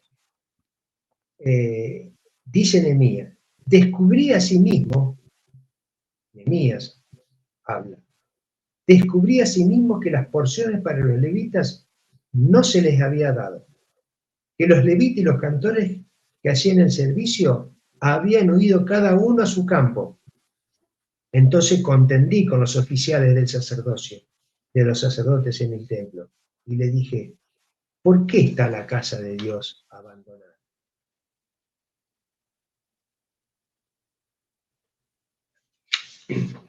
¿Sabes lo que esto me hace acordar un poco? Es cuando ciertos sacerdotes toman el dinero que le da la gente de los diezmos y la esconden en cuentas de Wall Street para que nadie sepa que están ahí. Más o menos para... Sí, sí, bueno, eso ya creo que ahora entro en la última parte, Malaquías. Después sabemos que los sacerdotes tenían que preparar las medidas, las pesas, las falseaban. En otro momento, los sacerdotes tenían que esperar un séptimo año y ellos decían, bueno, ¿cuándo llegará ese cambio de luna? Porque queremos vender el trigo, pero como tenemos tanto trigo, queremos bajar el precio y vendérselo, dice, a los pobres. Y ellos, dice, los cambiamos por un par de sandalias. Ahí dice cuando el Señor le dice, cuidado con vuestros pensamientos perversos. Los judíos, ya entrando en el libro de Malaquías, el primer capítulo, los judíos desprecian a Jehová al ofrecer pan inmundo sobre el altar y al sacrificar animales con defectos. El hombre de Jehová será temible entre las naciones. Acá hay una conversación de Jehová directamente, por boca de Malaquías, con los sacerdotes que estaban en ese momento en el templo. Y dice, yo es amado, dice Jehová, pero dijisteis, ¿en qué nos ha amado? ¿No era Esaú, hermano de Jacob? Dice Jehová, le contesta, sin embargo, amé a Jacob, siempre hablando del convenio, y a Esaú aborrecí y convertí sus montes en desolación y di su heredad a los chacales del desierto. Aunque Edom diga, hemos sido devastados, pero volveremos a edificar lo arruinado. Así ha dicho Jehová de los ejércitos. ellos edificarán, pero yo destruiré. Está hablando con los sacerdotes, porque los sacerdotes le dudan a Jehová la frase, ¿en qué no te hemos amado? Acá muestra un poco la dureza, el enfrentamiento con su propio Dios. Ya no es un temor, es Claro. dureza lo que tienen los sacerdotes. Dice, dice, el hijo honra al padre y el siervo a su señor, le sigue diciendo Jehová. Si yo pues soy padre, ¿dónde está mi honra? Le dicen los sacerdotes, si yo soy el padre para ustedes, ¿dónde está la honra? Claro. Y si soy el Señor, o el jefe, ¿dónde está el temor?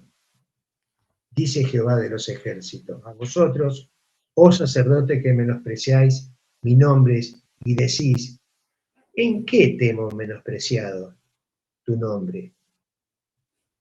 Acá, en estos versos, yo siento la misericordia de Jehová, de Jesucristo, a tratar de hacer comprender a estos soberbios, a estos sacerdotes, de que deben parar esa mano o esa forma de vivir, por amor a los convenios que hizo sus antiguos con Israel, con Abraham, y en el diálogo con pregunta Jehová y dando él las respuestas correctas. Ahora Jehová lo va a confrontar. Le va a hacer la pregunta y él le va a responder. Entonces, en los versos siguientes dice, le preguntan, decís, ¿en qué hemos menospreciado tu nombre? Le dicen los sacerdotes. Y él le dice, en que ofrecéis sobre mi altar pan inmundo, y decís, ¿en qué te hemos profanado? En que decís, la mesa de Jehová es despreciable, y cuando ofrecéis el animal ciego para el sacrificio, ¿no es malo? Asimismo, cuando ofrecéis al cojo o el enfermo, ¿no es malo? Presentalo pues a tu gobernante, o sea, fuera del templo, a ver si acaso agradará Sí, y le será aceptado. te van a sacar ¿Eh? corriendo, sí. Vas acá corriendo. Y el capítulo sigue diciendo, y vosotros lo profanáis cuando decís inmunde la mesa de Jehová y su fruto. O sea, en este tiempo, ya casi en el siglo I, ponele, no sé, Malaquía de qué periodo es, si 2 o 3 antes de Jesucristo, ya estamos en la víspera del nacimiento de Jesús. Y entonces, yo creo que estos sacerdotes del tiempo de Malaquía ni se acordarían de lo que habían pasado hace tantos milenios atrás. Entonces, el Señor le refresca la mente, porque una de las cosas que tiene el judío es la tradición, es el aferramiento a la observación de lo que se viene pasando de generación en generación, más allá de conocer la Torá, cuando el Señor dice, poné en vuestras mentes, y ellos se ponen la cajita en la frente y se lo atan en sus brazos cerca del corazón, para que quede marcado, esa es una simbología bastante, digamos, mundana. Nada que ver lo que hacen. Pero entonces el Señor le dice, vosotros lo profanáis cuando decís inmunda la mesa de Jehová. Y su fruto, su alimento es despreciable. Además, habéis dicho, he aquí, qué fastidio es esto. Se quejaban los sacerdotes. Y lo liste con desprecio, dice Jehová de los ejércitos, y trajiste lo hurtado, o cojo o enfermo, y presentasteis ofrenda. ¿Me será acepto esto de vuestra mano, dice Jehová? Y maldito el que engaña, o el que teniendo macho en su rebaño, o sea, escondiéndolo, promete y sacrifica a lo dañado al Señor. Porque yo soy el gran rey, dice Jehová de los ejércitos. Mi nombre es temible entre las naciones. Vamos reteniendo que la heredad del diezmo en sus varias ramificaciones y hechos eran la exclusividad y la heredad de Leví. Dice, comento, son elocuentes las palabras de Jehová, porque caen las máscaras de los sumos sacerdotes, de sus mentiras, de no ofrendar los machos primogénitos que siempre pedía Jesucristo en memoria de aquellos primogénitos del tiempo de la época de Egipto, para el sacrificio, sino que ellos daban animal con defecto. Acordémonos de la característica del principal cordero descrito en Éxodo a futuro, que sería Jesucristo, sin mancha, con pies perfectos, no se quebrarán sus huesos, o sea, no será cojo. Bueno, estos sacerdotes presentaban todas estas cosas. Es bueno saber que ya en el tiempo de Malaquías la tribu que estaba al frente del templo era la tribu de Judá. En el tiempo del Señor, en su existencia terrenal, las autoridades del templo eran los saduceos y los fariseos enseñaban en la sinagoga. Los saduceos tenían el control del templo. Ahora, en Malaquías 2 se reprende a los sacerdotes por no haber guardado los convenios que han hecho y por no haber enseñado al pueblo. Se condena a los judíos por actuar pérfidamente los unos con los otros y con sus esposas. Bueno, eso no lo sé. Ahora pues, dice David, el Señor, perdón que te interrumpa. ¿Viste cuando leímos al principio, cuando Jesús reta a los fariseos, porque son muy buenos ellos para pagar el diezmo, pero no son muy buenos para vivir la ley, o sea, no tienen caridad, exacto, amor? Eso no son sería justos. un simbolismo también de donar un animal dañado, o sea, porque estás dando algo, pero por el formalismo, no por la intención, el significado que tiene realmente. Sí, por eso le dice hipócritas. Por eso el Señor lo que inicia dice, son hipócritas, fariseos hipócritas, porque diezmáis y olvidáis principalmente la ley, que es la justicia, la caridad y el amor a la misericordia. Eso es lo que olvidan los fariseos. Por eso Él los increpa de esa manera. Ahora dice, ahora pues, oh sacerdote, para vosotros es este mandamiento. Si no escucháis, acá le ya está dando a futuro. Y si no decidís de corazón dar gloria a mi nombre, ha dicho Jehová de los ejércitos, enviaré maldición sobre vosotros y maldeciré vuestras bendiciones, y ya las he maldecido, porque no habéis decidido de corazón. Sabemos que él conocía el corazón. Más Jesucristo, cuando en su camino a Capernaum sana y ve más allá de la enfermedad de cada uno. Acá también está viendo que ya habían decidido en su corazón los sacerdotes entorpecer la verdadera ley mosaica. Y él le dice, he aquí, yo reprenderé vuestra descendencia y echaré el estiércol sobre vuestros rostros y el estiércol de los sacrificios de vuestras solemnidades, y seréis arrojados juntamente con él. O sea que ya no lo reconoce más nada de los sacrificios que estaban haciendo. Y sabré que yo os envié este mandamiento para que mi convenio estuviese con Leví. Claro. Es grande. Le está diciendo, te olvidaste de Leví. Y ha dicho Jehová de los ejércitos. En el comienzo del capítulo 2 es tan explicativo que no deja duda que durante siglos, desde Moisés, se había dado el mandamiento y convenio de Israel para con levitas, darle los diezmos a ellos. En el 2 sigue diciendo, porque los labios del sacerdote han de guardar el conocimiento y de su boca buscarán la ley, porque mensajero de Jehová de los ejércitos, mas vosotros sacerdotes os habéis apartado, habéis hecho tropezar, ahora me acuerdo de la iglesia azul,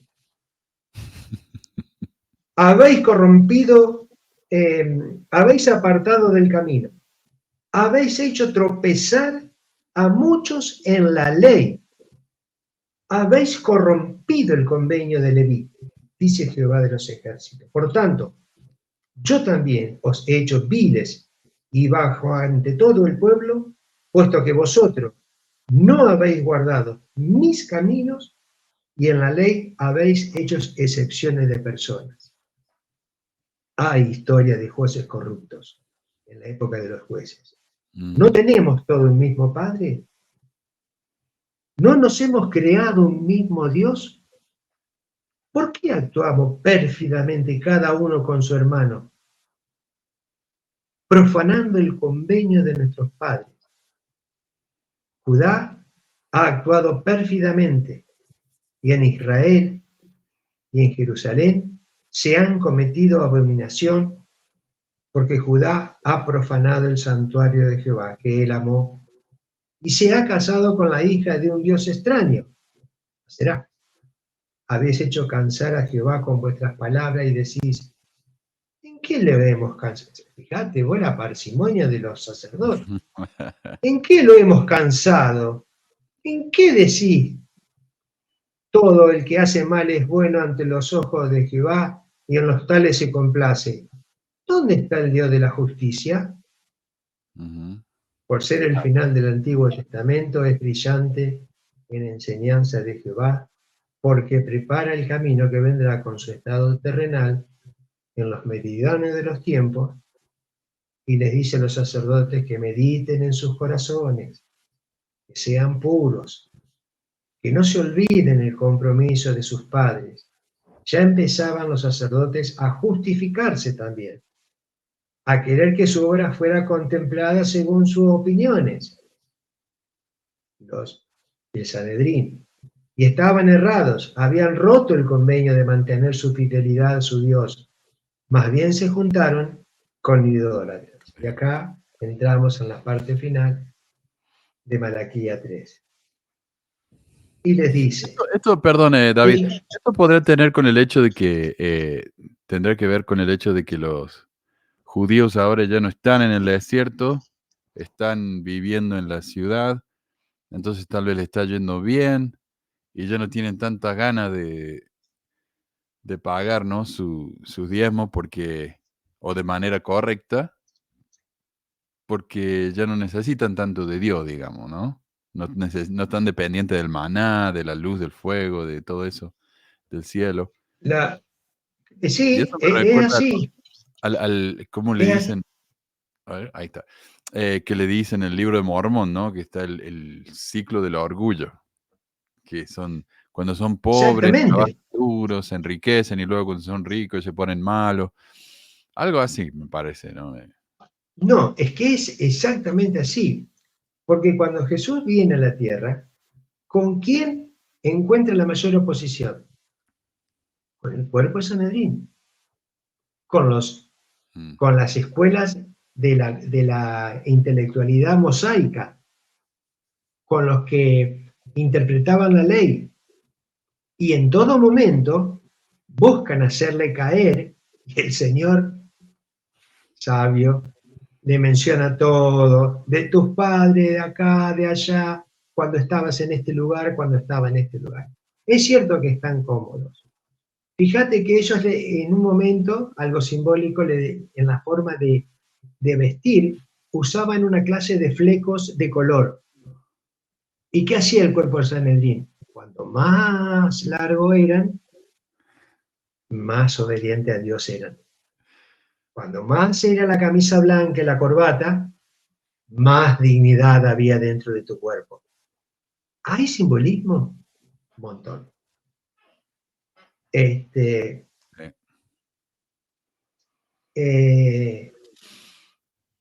Para hacer, bueno, estaba diciendo, en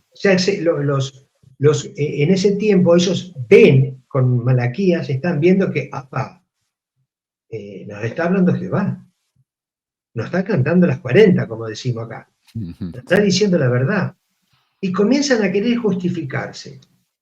Entonces dice, desde los días de vuestros padres os habéis apartado de mis estatutos, Malaquías 3, los habéis guardados, y le dice, volveos a mí, y yo me volveré a vosotros, ha dicho Jehová de los ejércitos. Y acá yo digo, tanto amor, y nos ponen en la cabeza de los púlpitos, de las conferencias, arrepiéntense, sean dignos, de tener el Espíritu. Y Dios está amando a unos sacerdotes que durante siglos entorpecieron y malversaron todo y sigue teniendo amor y misericordia. Volveos a mí, le dice, con todo lo que está haciendo. Entonces, me dijisteis, ¿pero en qué hemos de volvernos? Y el Señor ahí le responde, ¿robará el hombre a Dios? Pues vosotros me habéis robado. Y dijisteis, ¿en qué te hemos robado? Y el Señor le dice, en vuestros diezmos y en vuestras ofrendas. Malditos sois, con maldición, porque vosotros, sacerdotes, la nación toda, me habéis robado. Ahí está. Es este diálogo clave en Malaquía entre Jehová y los sacerdotes, quienes ya en esos momentos preguntaban como aludiendo al mal que habían hecho. ¿Se recuerdan las cámaras secretas de Tobías en complicidad con Así? ¿Robará el hombre a Dios? ¿Recuerdan las falsas medidas que registraban 50 vasijas y vestían solo 20? ¿Recuerdan la venta del trigo antes de recibir el siguiente diezmo u ofrenda, habiendo dejando pasar hambre a los necesitados y no dando la porción a los levitas y cantores y porteros? ¿Y por qué dice robará el hombre a Dios? No era un robo entre tribus y vecinos, era un robo a su Dios, a Jehová, a su casa, su morada. Era la columna de humo, la columna de fuego. Era que habían dejado caer de los cielos el maná, las codornices, y hecho brotar agua de las piedras. ¿Cómo podía entonces el hombre, quien es dependiente de Dios, robarle? Era lo más ruin e irreconocible de una conducta al morder la mano que le daba de comer, que siempre lo sostenía como el pueblo de Israel, su pueblo escogido. Okay. Y ahora mi conclusión. Claro, porque entonces a lo que llegamos con toda esta introducción que hiciste es que tenemos a las 12 tribus de Israel. Una de las tribus trabaja exclusivamente en el templo o con el tabernáculo. Sí. Eso significa que las otras 11 tribus los tienen que mantener con el diezmo, el cual también se usa para alimentar a los pobres. Ahora, cuando las 11 tribus empiezan a pagar el diezmo, pero ya no es tan bueno, empiezan a pagar menos de lo que debería ser, empiezan a dar cifras falsas, digamos, ahí es cuando están robando, porque literalmente están robando. Ese dinero le pertenece a los levitas y no se lo están dando. Están literalmente robando. Entonces no es que estén diciendo, ven, no están pagando el diezmo, por eso están robando. No, es que están robando. Están escondiendo la comida que deberían darle a esa gente.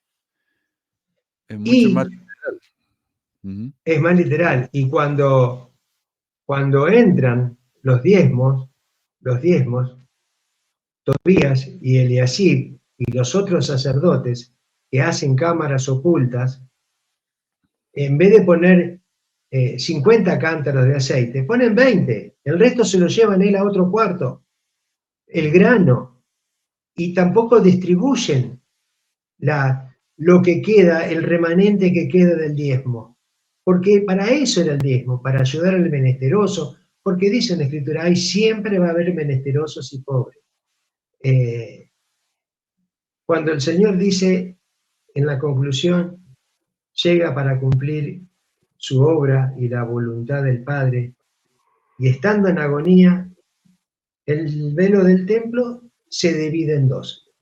Es el momento en que el sumo sacerdote, en la época del tabernáculo, en la época del templo, el único que podía llevar la sangre de expiación, el sumo sacerdote, Jesucristo mismo, preparado como holocausto, como el cordero de la expiación por la sangre para el pago de todos los pecados de los hijos de la creación, en esta tierra, solo que en este lugar santo del templo, el Señor se inclinó y lo llevó ante Él.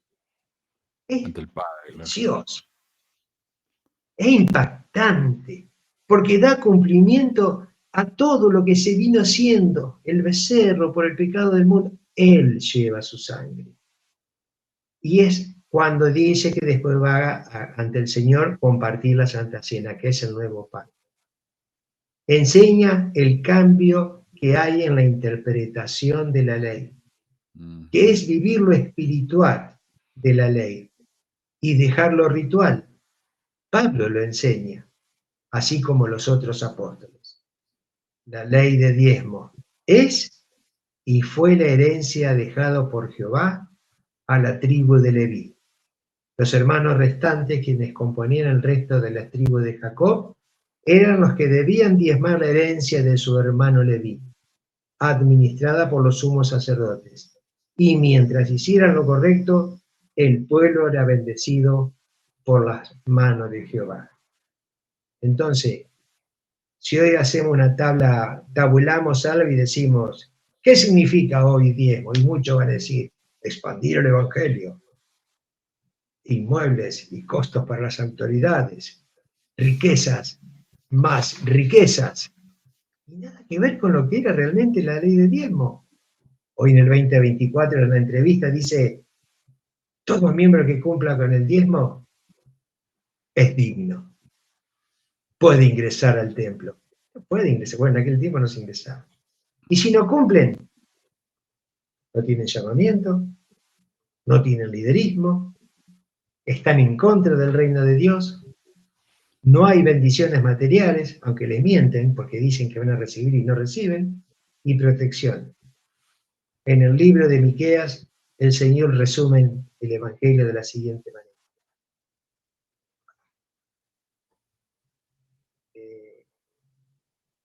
Después de la expiación de Jesucristo, dice, hacer justicia, amar la misericordia, ser humilde y andar con Dios. Así. Claro, o sea, la restauración del diezmo no restaura nada, porque es completamente diferente. Es diferente. ¿Sabés cuando lo restauró José Smith? Cuando estaba en la cárcel y no sabía cómo sostener la iglesia. El que tenga el libro de Los Mormones de ayer y de hoy, léanlo, yo lo leí en la misión. Y ahí descubrí cuando decía, ¿cómo voy a poder sostener a la iglesia? Ah, ya sé, el diezmo. Lo dice José Smith estando en la cárcel. ¿Y qué empieza a hacer? A mandar a Brigham Young para traer miles y miles de irlandeses, ingleses, cooperativas, la nueva acción, la promesa. Bueno, no quiero entrar en el tiempo moderno, me quiero quedar con la respuesta, ¿robará el hombre a Dios? Pues me habéis robado en vuestros diezmos y ofrendas. Este es el estudio que hice, que los sacerdotes habían robado a Dios en su casa, en su morada. No, excelente, excelente. Y eso, ¿sabes que los mormones son muy buenos para sacar escrituras de contexto? Mira, hay un discurso que yo escuché bueno, no escuché, lo leí en la conferencia, que era de Skousen, el viejo Skousen, Cleon, Sí. que se llama La Gran Expiación. Y sí, él lo dice, leí ese libro, ese PDF. Bueno, la expiación uno solamente lo entiende si sacas esta escritura de acá, esta escritura de allá, este de acá, este de acá, este de acá, y las combinas a todas. Pero cuando vea la escritura individualmente dentro de un contexto, no tiene nada que ver con lo que él está hablando. Y acá están haciendo lo mismo. Nos repiten esa escritura, nos repite. Igual la escritura de los muertos. ¿Por qué bautizamos a los muertos? Esa escritura no dice lo que los mormones dicen que dicen. Pero al presentarla así, sin contexto, suena bien. Suena que Claro. es lo que ellos quieren que suene, no sé. Pero Pero nadie imagínate que si se yo... va a poner a sentarse por 1 hora y 40 minutos para escuchar lo que realmente significa esa escritura. A mí me llevó bastante tiempo. Mirá, te voy a decir un secreto. Yo le mandé una carta al presidente Hinckley, pero no con este tema, con otro tema. Mm. porque yo lo desarrollé en muchos meses. Esto no fue algo de un día para el otro. Yo decía, Señor, no quiero meter la pata, quiero comprender. Así como Claro. estuve en la misión y dije, quiero aprender a enseñar las charlas. Señor, quiero entender. Y entendí. La respuesta del Antiguo Testamento está basada en la heredad levítica, en el sacerdocio levítico, porque hay un sacerdocio levítico. Robar al hombre a Dios no es respuesta para este tiempo. Porque cuando el Señor viene, vos fíjate que el templo, vos dijiste algo hace un ratito, se habían olvidado, había orgullo. Era un comercio, a un mall, street wall, ¿cómo es que le llaman ahí en Estados Unidos? Sí, de la bolsa de valores. No, que donde estás vos, que está enfrente al templo, ese shopping. Ah, el City Creek. Sí, bueno, el Que templo arriba parecía están un los City Creek. departamentos. De lujo. Y el Sí. Señor cazó un látigo y dijo, afuera, esta es morada de mi Padre. ¿Y por qué? Porque estaban comerciando, se estaban olvidando, básicamente entraba cualquiera, cambiaban, era la mala interpretación y el fondo del interés. Por eso hay una escritura que yo la mencioné y dije, meditad en vuestros corazones. Tened cuidado con vuestros pensamientos perversos. Y después, bueno, todo el desarrollo de esas cosas. Si la iglesia, con tantos manuales que tienes, hicieran esta historia, escribieran en un libro de instituto, de seminario, cómo fue el pueblo levita, nada más, que estudien el pueblo levita, van a encontrar esto. Van a encontrar esto. Van a encontrar esto. Mira, vos que mencionaste Yo realmente nunca lo pensé de esa manera. ¿Cuándo recibió José Smith la revelación del diezmo? Según No fue una revelación, fue una preocupación. No, pero acá ellos lo llaman revelación y dice que fue en 8 de julio de 1838. Pero viendo lo ¿En que qué pasó sección? alrededor de eso, enero de 1838, Smith escapa de Kirkland y se dirige a Missouri, donde llega con su familia en marzo. Muchos de los mormones de Ohio le siguen y pronto hay miles de miembros de la iglesia en el asentamiento de Far West, en el condado de Caldwell. Smith hace planes para un nuevo templo, o sea, eso cuesta dinero, y excomulga a viejos amigos y adversarios actuales, incluyendo Cowdery, quien se ha vuelto contra él, acusándolo de adulterio. Pero la paz con los vecinos no mormones resulta difícil de alcanzar. El 4 de julio, mientras pronuncia un discurso patriótico, Rigdon promete que los mormones se defenderán y advierte sobre una gran guerra de exterminio contra sus vecinos hostiles. En medio de todo eso es que José Smith recibe la revelación, digamos, entre comillas. Pero no lo dice. Pero no lo dice, vamos a tener que cumplir como mandamiento la ley de diezmo. Claro. Él hace una... Yo me gustaría, bueno, vos a lo mejor lo tenés al libro Los Mormones de ayer y de hoy, una tapa azul era. No. Lo compré en la misión, mira. Después tuve una catarsis y me deshice de todos los libros de la iglesia. Me quedé con las escrituras. Pero en, en los libros de mormones, los mormones de ayer y de hoy, estando en la cárcel, José Smith, la preocupación de él era cómo podía alimentar y mantener a los santos. Entonces comienza a hacer esa construcción de templo, no con diezmo, sino con horarios. Ya venían los primeros barcos con Brigham Young. Ojo, Brigham Young elegía talabartero, metalúrgico, carpintero. Ese era el ofrecimiento que tenía Brigham Young para traerlo a la nueva tierra de Sion, porque iban a ser los futuros constructores. Bueno, después comienzan a decir, bueno, si pueden dar $1, $1, $2, hasta que no sé en qué año se establece como 10. No sé hasta qué año se establece como 10. Pero en el libro de los mormones de ayer y de hoy, está escrito por un tal, no me sale el nombre. Robert, ahí lo encontré. Un tal Robert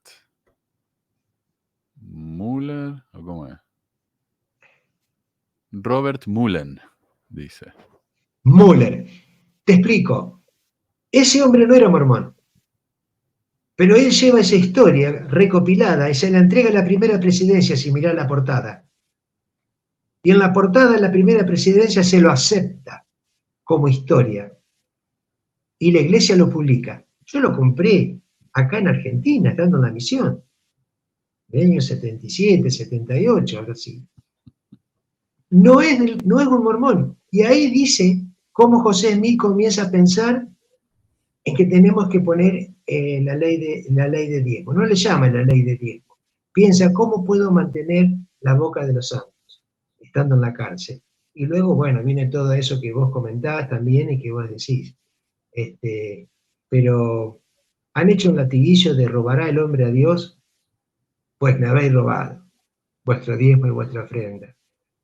Y el creyente que a veces no lee, que no busca, y yo lo respeto, como dije al comienzo, yo respeto todo lo que están todavía dentro de la iglesia, mis amigos, mis conocidos, pero estoy feliz de esta comprensión que voy ganando de a poco.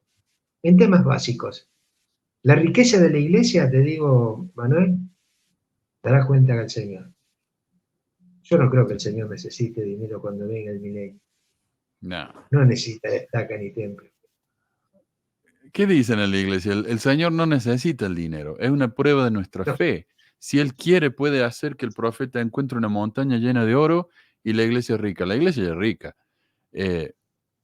Pero ¿de qué le sirve eso en el milenio? O sea, de verdad, no tiene nada que ver. No sirve. Nada que ver. No sirve. Y te digo más, hay muchas escrituras que, como vos dijiste, la sacan de acá y la ponen de allá. Yo leí la sección 132, 26.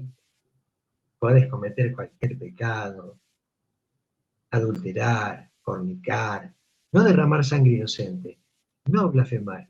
Pero si fuiste ungido y sellado por la santa promesa, vas a ser entregado por unos momentos los bofetones de Satanás, pero vas a tener las promesas. ¿No es contradictorio? Y luego más adelante me dio tristeza porque mi esposa no es miembro de la iglesia o dejó la iglesia, y yo hasta el año 2006, 2007 tenía esperanza en el milenio. Y en el milenio que dice, en el 16. ¿Qué salvarán en el reino celestial? Pero serán ángeles. Y yo tenía la esperanza de que, corrido el velo, mi señora, pudiéramos sellarlo. Es doloroso. Hacen sufrir. Hacen sufrir. Hacen mal interpretar las escrituras a su conveniencia y hacen sufrir. ¿Qué va a ser? Es la única iglesia que pone condiciones para que vivamos en el cielo juntos. Es la única. Sí, es la única. Yo lo vi en la misión, este libro. Ahora que veo la tapa, me acuerdo. Así esa. Yo lo voy a revisar. No, léela un poquito. Creo que está aparte habla de la poligamia, que no había tanta... abre un abanico de temas para el futuro. Sí, buenísimo. Bueno, David, muchísimas gracias por tu tiempo, por tu preparación. La verdad que una clase magistral. Si alguien quisiera seguir el ejemplo de David, yo diría, sean como David. Me encantaría presentar lo que ustedes quieran compartir. Hay temas que para cada uno son diferentes, la importancia de los temas, tal vez a algunos les importa más la historia, a otros los temas personales. Así que si quieren compartir sus historias o sus inquietudes, contáctenme. Y también por el tema del grupo que estamos armando. Así que ahí está mi número de WhatsApp, justo ahí está, mira. Así que me llaman por ahí o me escriben por ahí, perdón, y nos conversamos. Y muchísimas gracias, David. A ver si se repite, ¿ah? Yo creo que sí. Vos sabés que tengo material. Buenísimo. Quiero 2 segundos. Gracias, Manuel, por lo que estás haciendo. Gracias por tu tiempo, que es muy valioso. El tiempo es lo más valioso que tenemos en la tierra. Y vos lo estás dedicando con un gran esfuerzo. Y me has contagiado a tener el valor de contactarte. Sí. Y es como te dije una vez, estás desatando un gran nudo que lleva más de 200 años. Muchísimas gracias, Manuel. Muy amable. Gracias a vos, David. Y gracias a todos por los comentarios que no estoy viendo ahora, pero que seguro que están ahí. Y bueno, nos vemos entonces probablemente el jueves. Un abrazo, David. Nos estamos Ok. viendo. Adiós. Chao.